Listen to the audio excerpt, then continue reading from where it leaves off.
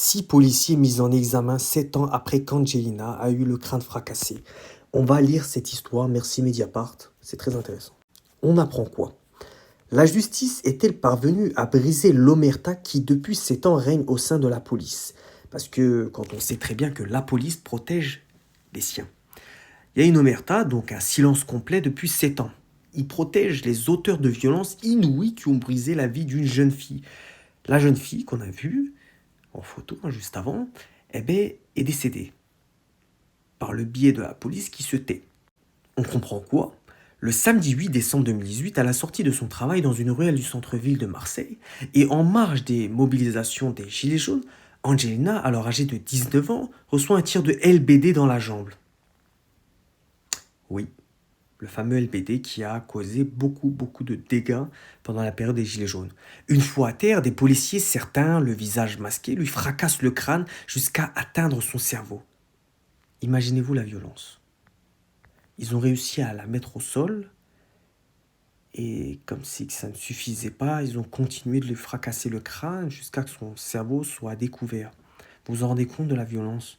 On parle vraiment de policiers, hein, ceux qui protègent, pas ceux qui blessent, pas ceux qui détruisent. Je ne comprends pas.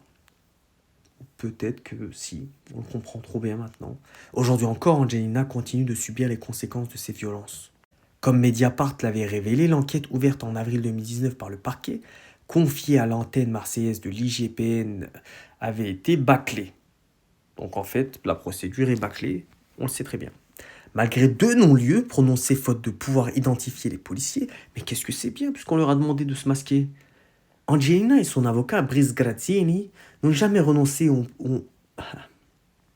c'est ça de me moquer d'un nom.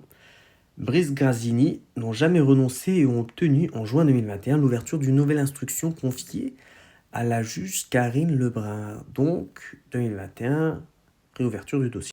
Après 2 ans d'investigation, une première étape qui ne devrait pas être la dernière a été franchie avec l'identification et la mise en examen de 6 policiers pour non-assistance à personne en danger. Et oui, donc ils ont réussi à identifier 6 personnes pour la non-assistance. Pas ceux qui ont agressé, mais simplement des personnes qui ont regardé, des policiers tout simplement. Donc s'ils ne veulent pas être condamnés, qu'ils disent tout simplement qui sont ceux qui ont agressé. Plutôt malin comme moyen détourné. Bref, dites-moi ce que vous en pensez en commentaire, bien sûr, toujours dans le respect.